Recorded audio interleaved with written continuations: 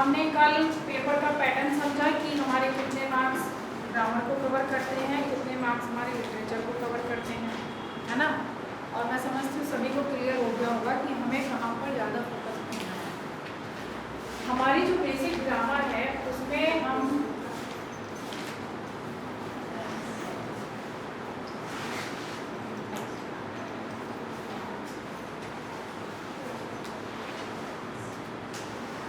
कल जब हमने बात की थी तो आप लोगों ने कहा था कि एक रिवीजन होना चाहिए टेंस का, है ना। इसलिए छोटा सा जल्दी वाला टेंस का रिवीजन करेंगे हम, जो कई दिन तक चलेगा। क्यों? क्योंकि हमारे जो डायरेक्ट इनडायरेक्ट हैं, एक्टिव पैसिव है या सिंथेसिस है, सिंटैक्स है, वो सारी ग्रामर हमारी टेंस पर डिपेंड है। टेंस हमारे कितने प्रकार के?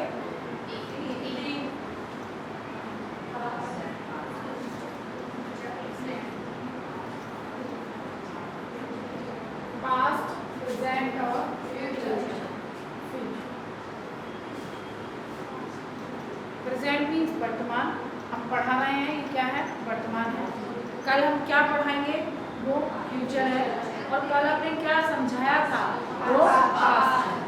यानी कि आसान शब्दों में समझें तो जो यदि था का कहीं यूज हो रहा है, ये जो बीत गई हैं, बातें हो चुकी हैं, वो सब क्या है? पास्ट है। और जो अभी चल रहा है वो क्या है? प्रेजेंट है। जहाँ हमें ये लग रहा है कि फ्यूचर कुछ होगा, वो क्या है? फ्यूचर है। इन सभी के 4 पार्ट्स होते हैं।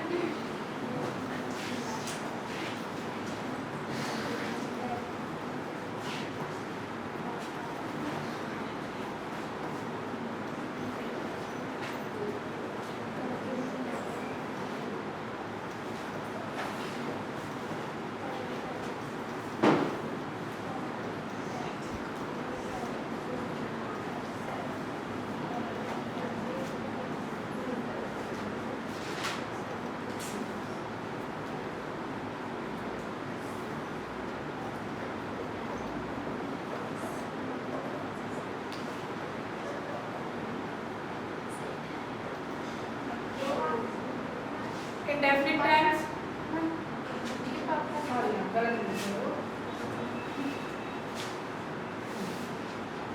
Indefinite tense, continuous tense, perfect tense और परफेक्ट कंटीन्यूअस। जब भी हम पास्ट के बारे में पढ़ेंगे तब भी हम ये चारों को पढ़ेंगे। चारों से means past indefinite tense, past continuous tense, past perfect, past perfect continuous. Present में पढ़ेंगे तब हम present indefinite tense, present continuous tense, present perfect tense, present perfect continuous tense में पढ़ेंगे। और फ्यूचर में पढ़ेंगे तभी हम future indefinite tense, future continuous tense, future perfect tense और फ्यूचर परफेक्ट कंटीन्यूअस टेंस के बारे में पढ़ेंगे। जो इनकी पहचान है, इन्हें बनाने के नियम हैं, वो हमें बहुत ध्यान से समझना है।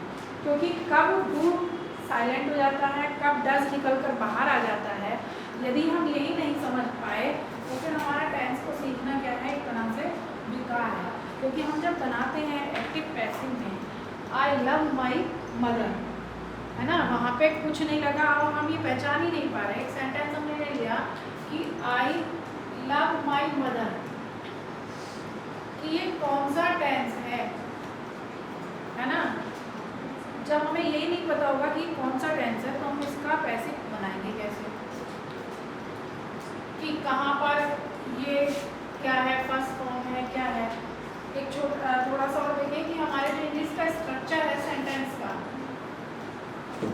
वो क्या है?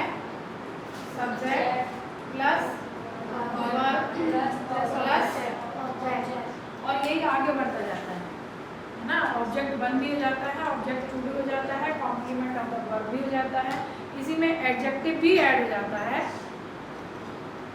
सिंपल से सेंटेंस फॉर्म में नहीं मिलते ना, देखिए सिंपल कब मिलते हैं? जब हम फर्स्ट से सेकंड या फोर्थ तक रहे होंगे तब। ये हमारा स्ट्रक्चर है। अब हम अपने क्या स्टार्ट करेंगे? हम अपने टेंस को स्टार्ट करेंगे। लेकिन उससे पहले कोई बच्चा बताएगा कि आप सेंटेंस के बारे में जानते हैं कि सेंटेंस कितने प्रकार के हैं?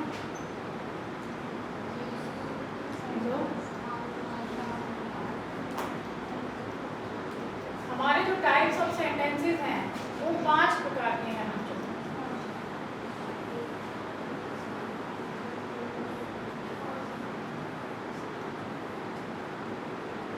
पांच में हमारे पास सबसे पहले है असर्टिव सेंटेंस, जो हम सिंपल सेंटेंस बोल रहे हैं, जैसे मैं बुक पढ़ रहा हूँ, हम खाना खा रहे हैं, हम बाजार जाएंगे, वह कल नहीं आई थी।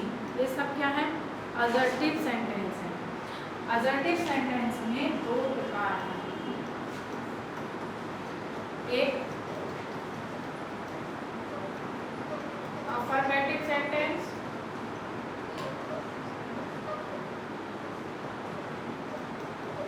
दूसरे नेगेटिव सेंटेंस। अफर्मेटिव यानी कि सकारात्मक वाक्य है, मैं बाजार जा रही थी या मैं कल लखनऊ गई थी, ये सब क्या है? असर्टिव है। लेकिन यदि हमने इसमें एक शब्द का प्रयोग कर लिया, वह शब्द क्या है? नहीं, तो वो हमारा क्या हो जाएगा? Negative sentence. मैं पढ़ नहीं रही थी, वह बाजार नहीं जा रही थी, तो वो सब किसमें आएंगे? नेगेटिव में। यानी कि हमारे 2 टाइप्स हुए, असर्टिव के, अफर्मेटिव सेंटेंस और नेगेटिव सेंटेंस। दूसरा जो प्रकार है हमारा, वह है इंट्रोगेटिव सेंटेंस।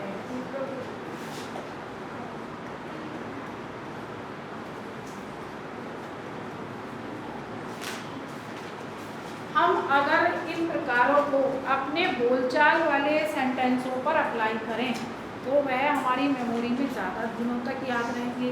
या हम ये कह सकते हैं कि हमने कहाँ से सर्च किया, कि हमने अपना सेंटेंस लिया कि मैं बुक पढ़ रही हूँ, तो वो क्या हो गया? अफर्मेटिव। मैं बुक नहीं पढ़ रही हूँ, नेगेटिव। लेकिन यदि हमसे कोई पूछ ले कि आप क्या कर रहे हो, या क्या तुम पढ़ रही हो, क्या हुआ? सेंटेंस में कुछ चेंज हुआ। और चेंज क्या हुआ? कि हमने प्रश्नवाचक शब्दों का प्रयोग किया। जब हमने इंट्रोगेटिव वर्ड्स का यूज़ किया तो वो हमारे सेंटेंस क्या हो गए? इंट्रोगेटिव सेंटेंस हुए। और हम इसमें क्या यूज़ करते हैं? क्वेश्चन मार्क का यूज़ करते हैं। अब हमने अपनी बोलचाल वाली भाषा में 2 चीज़ों को देखा कि हमारे सिंपल वाले भी आ गए असर्टिव में, और हमारे सवाल पूछने वाले भी आ गए। लेकिन क्या कुछ ऐसे सेंटेंस हैं जो हम बोलते हैं, बात करते हैं, या किसी दूसरे से सुनते हैं? इन 2 के अलावा कुछ और बचा जो हम डेली यूज में कुछ सेंटेंस ऐसे हैं जिन्हें हम यूज़ करते हैं। और वो सेंटेंस ऐसे होते हैं ज़्यादातर जिनमें सब्जेक्ट को हिडन कर दिया जाता है या सब्जेक्ट छिप जाता है। क्या है वो सेंटेंस? जैसे यहाँ आ जाओ, दरवाज़ा बंद कर दो, खिड़की खोल दो, पानी ला दो। क्या वास्तव में अगर वहाँ कोई सब्जेक्ट नहीं है तो वह काम हो जाएगा? नहीं होगा ना। इसे और नीचे लेके आए कि हम अपने फैमिली मेम्बर्स में जब घर पर बात करते हैं, अपनी मम्मी से या बहन से या भाई से, आप बैठे हुए हो, पढ़ रहे हो, तब सामने आपकी मम्मी है, आप 1-2 बार ही कहोगे कि मम्मी पानी ला दो, मतलब सीधा क्या बोलते हो? पानी ला दो, है ना?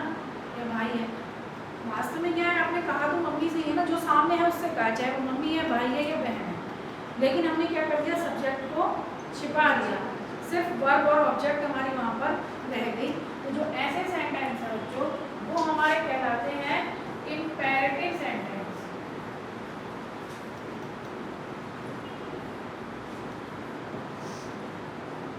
इम्पेरेटिव सेंटेंस में हमारे वह सारे सेंटेंसेस आते हैं जिनमें हम किसी को ऑर्डर देते हैं, किसी से रिक्वेस्ट करते हैं, प्लीज़ वर्ड का भी यूज़ किया जाता है।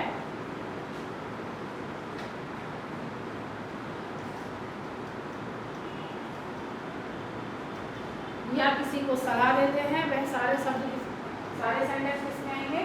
इम्पेरेटिव सेंटेंस में। चौथा जो पार्ट है हमारा, हमने 3 कवर किए और अपनी डेली लाइफ वाले हिंदी से ही हमने कवर किए, है ना? सिंपल वाले को हमने असर्टिव में बांट दिया, सवाल हमसे किसी ने पूछा या हमने किसी से पूछा, वो सारे किस में आ गए? इंट्रोगेटिव में आ गए। इंट्रोगेटिव कैसे हुए? क्योंकि हमने वहाँ पर WH वर्ड्स का यूज़ किया। और हेल्पिंग वर्ब्स को भी हम क्या बनाते हैं? इंट्रोगेटिव वर्ड्स बनाते हैं, वो हम टेंसेस में सीखेंगे। तीसरे हमने वो सेंटेंसेस सीखे कि हम किसी से रिक्वेस्ट कर रहे हैं, किसी को हम ऑर्डर दे रहे हैं, किसी से हम सलाह ले रहे हैं, क्या मैं बुक ले सकती हूँ, या मेरे साथ बाजार चलूँगी, ये सब किसमें आए? इम्पेरेटिव में आए। लेकिन इनके अलावा भी कुछ सेंटेंसेस ऐसे हैं जो हम बहुत कम यूज़ करते हैं लेकिन करते हैं। ये भी हो सकता है कि दिन में शायद एक आध बार करें, ये भी हो सकता है कि नहीं करें। आ रहा है कुछ समझ में ऐसे कि कौन सा सेंटेंस है? मान लीजिए कि आपके पड़ोस में या आपके किसी दूर के जानने वाले में कहीं भी किसी की डेथ की खबर आपको मिलती है, तो आपके मुंह से क्या निकलता है ना? बहुत दुख की बात है। कुछ वर्ड्स हमने यूज किए, क्या किया हमने? और यदि दुख की बात है ज़्यादा तो क्या किया हमने? लेकिन यदि हम कहीं पर मान लो रिजल्ट आया हमारा 10th का और हम टॉप कर गए, क्या होगी? हमें बहुत खुशी होगी। कहने का मतलब ये है कि ऐसे शब्द जहाँ पर हमें नॉर्मल से ज़्यादा फीलिंग हो, चाहे वह दुख की हो या चाहे वह खुशी की हो, वो सब किसमें आएगा? हमारा एक्सक्लेमेटरी सेंटेंस।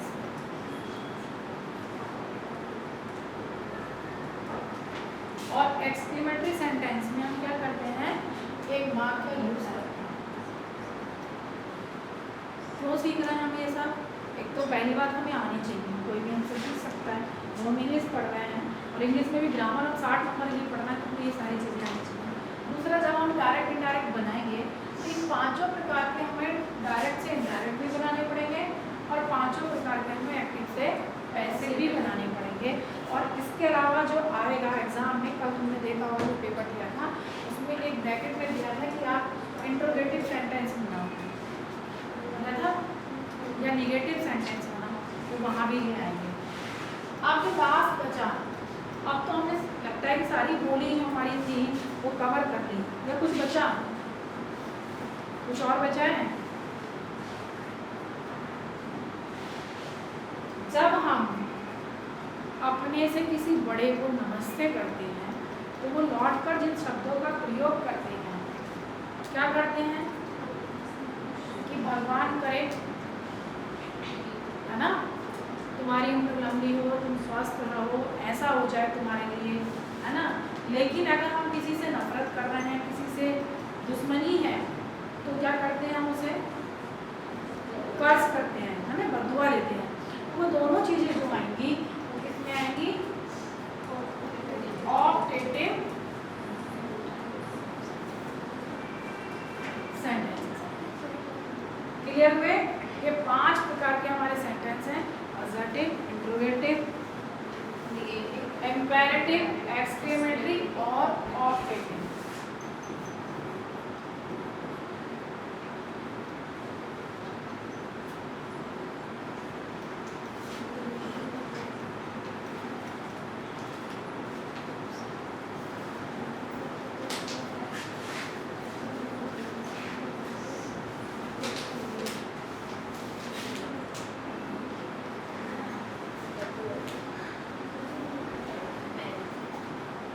अब जब हम यहाँ टेंस की बात कर रहे थे, फिर से हम रिटर्न होते हैं और आज हम अपना सबसे पहला पार्ट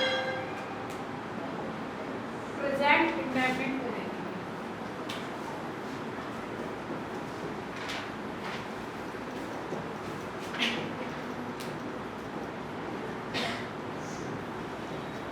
देखो बच्चों, जो इसकी पहचान है वो नॉर्मल में ये है कि जिन वाक्यों के अंत में ता है, ती है, ते है आदि शब्दों का प्रयोग होता है, वो सब किसमें आते हैं? पास्ट इंडेफिनिट में आते हैं। किसमें आएंगे? प्रेजेंट इंडेफिनिट में आते हैं, है ना। क्या करना है हमें? यहाँ हम क्लास में बैठे हैं तो हमारा जो माइंड है वो प्रेजेंट मोड में होना चाहिए, ठीक है। पता चला कि हम पढ़ा कुछ रहे हैं और तुम लोग सुन कुछ और रहे हैं। दूसरे जो सेंटेंस होते हैं, सिंपल शॉर्ट सेंटेंस होते हैं, जैसे कि मैं एक लड़का हूँ, यहाँ पर बाद में क्या आया? और उसे पढ़ने से हमें पता चला कि प्रेजेंट है। तो ऐसे सेंटेंस भी किसमें आएंगे? प्रेजेंट इंडेफिनिट में आएंगे। बनाएंगे कैसे हम? दो फॉर्मूलों का हम इसमें यूज करेंगे, सब्जेक्ट प्लस वर्ब की फर्स्ट फॉर्म प्लस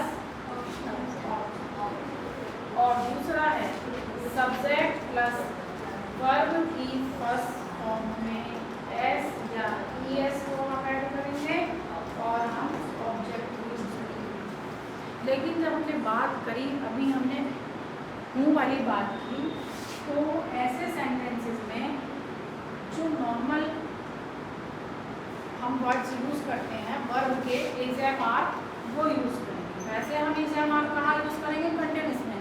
लेकिन यदि कहीं हमें सिंपल प्रेजेंट मिलता है तब हम उसमें भी यूज करेंगे।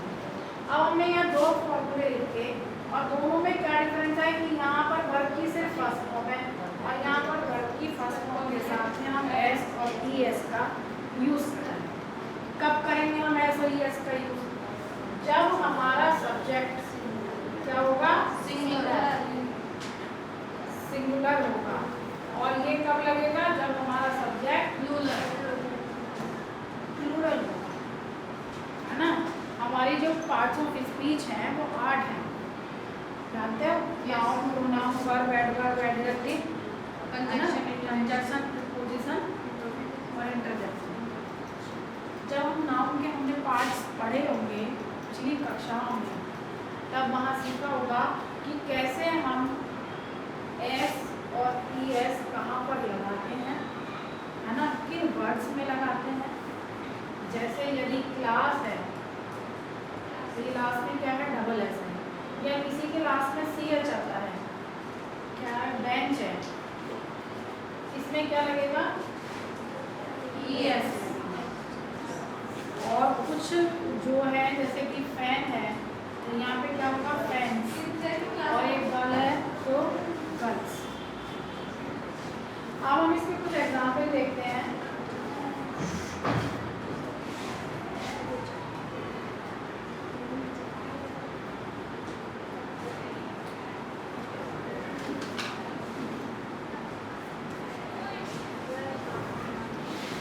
वह खाना बनाती है,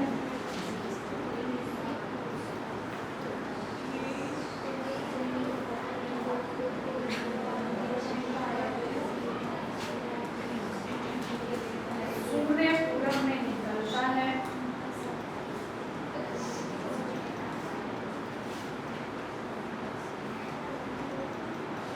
तू एक बुद्धिमान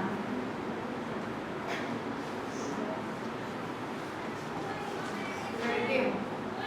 हमने 3 सेंटेंस लिखे और 3 सेंटेंसों में हमने देख रहे हैं कि 2 में क्या है, ठीक है, बात क्या रहे हैं, और एक सेंटेंस में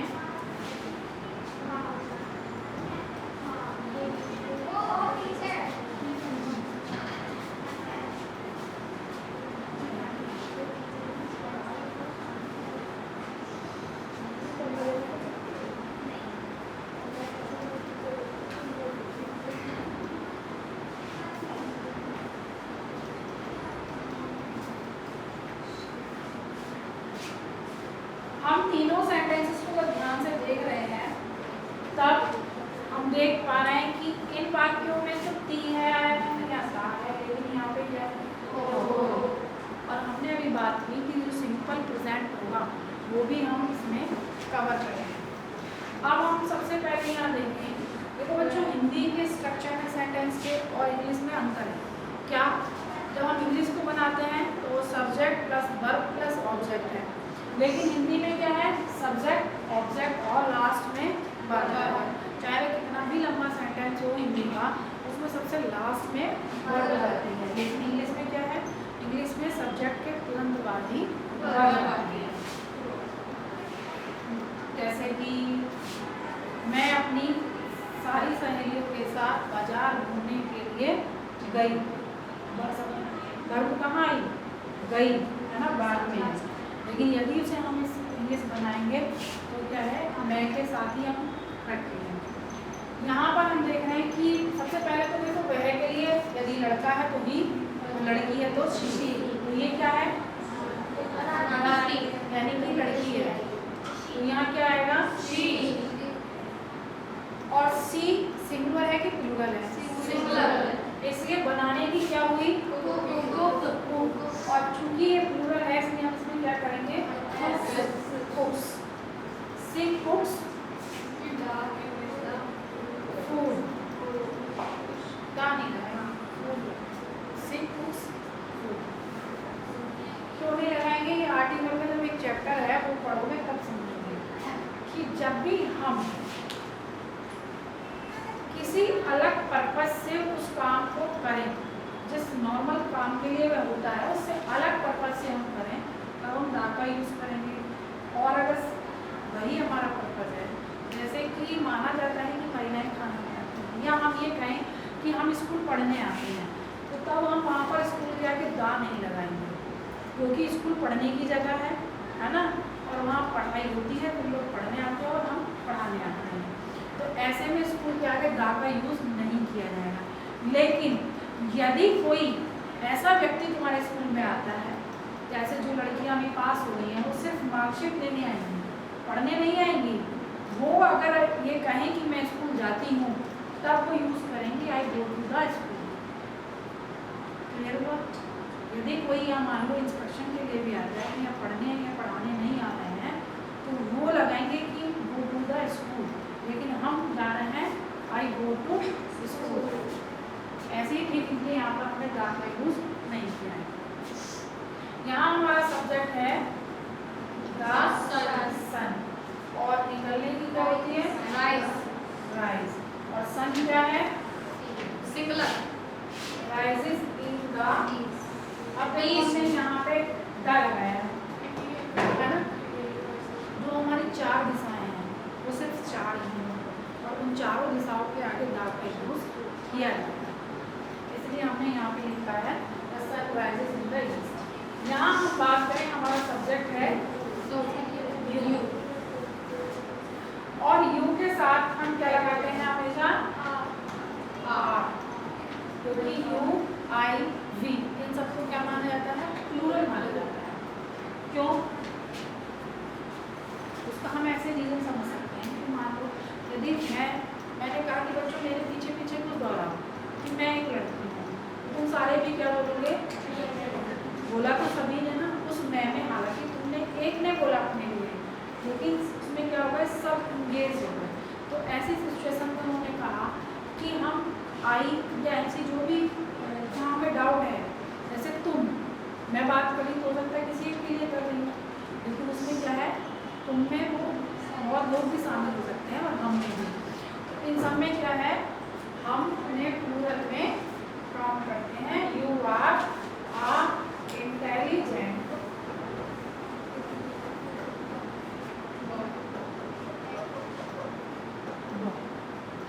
ठीक, जैसे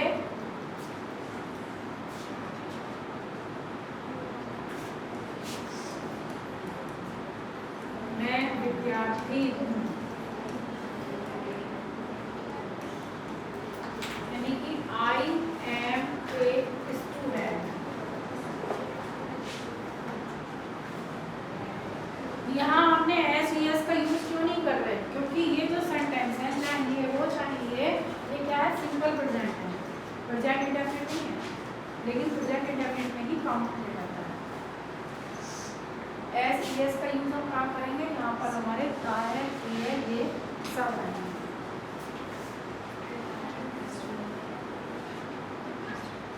ये हमने कौन सा पार्ट सीखा, प्रेजेंट इंडेफिनिट में अफर्मेटिव सेंटेंस सीखे हमने, क्या सीखे अफर्मेटिव।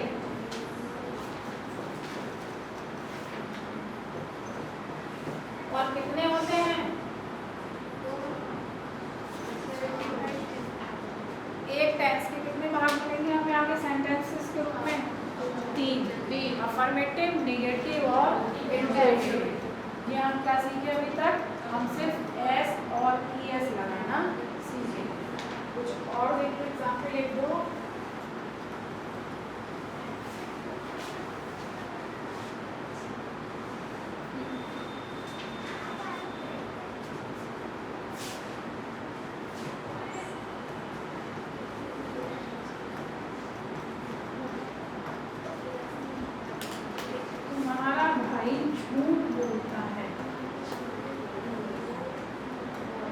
सब्जेक्ट क्या है हमारा?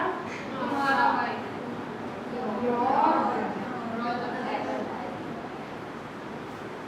झूठ बोलने की,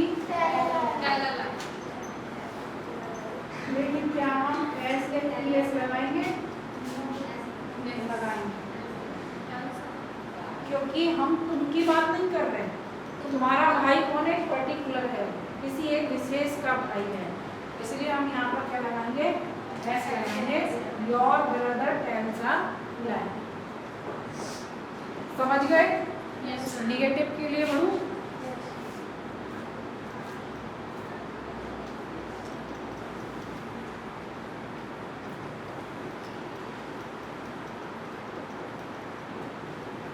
निगेटिव सेंटेंसेस में बच्चों हमारा जो फॉर्मूला है, जो प्लूरल वाला है, वह हो जाएगा subject plus do not verb की फर्स्ट फॉर्म प्लस ऑब्जेक्ट, और जो एस ई एस वाला है वह हमारा बन जाएगा डज नॉट प्लस वर्ब की फर्स्ट फॉर्म प्लस ऑब्जेक्ट। ये डज क्यों बना? ये डू नहीं, और यहाँ पे ये डज बन गया तो फिर हमने यहाँ तो एस ई एस नहीं लगाया, है ना? देखो ये जो डू है, इस डू में हमने क्या कर दिया? ई एस को ऐड कर दिया, और जब हमने ई एस को ऐड कर दिया इसलिए हमने वर्ब की फर्स्ट फॉर्म में एस और एस का यूज करना बंद किया।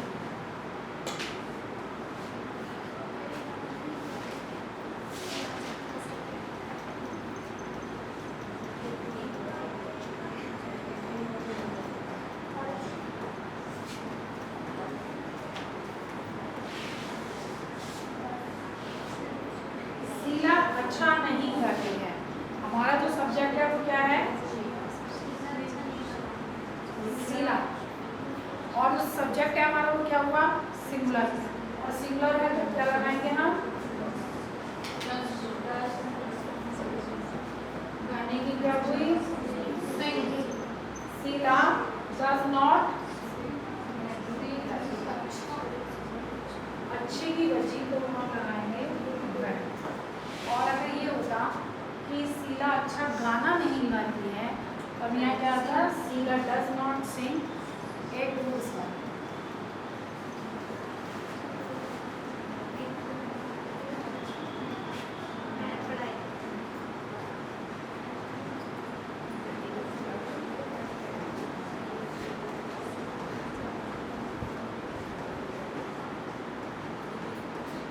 तुम धनी नहीं हो, ये क्या है? सिंपल प्रेजेंट है ना, और इसके साथ में हम क्या करेंगे? You are not rich.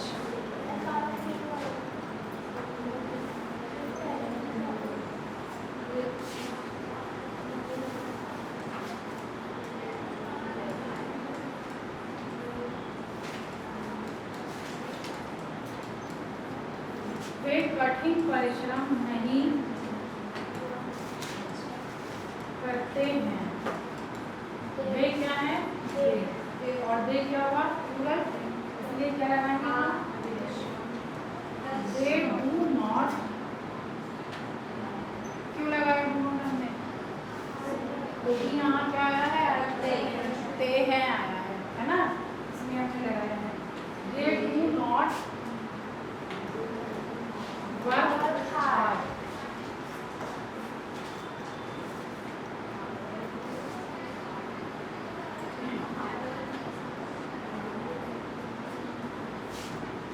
हम हॉकी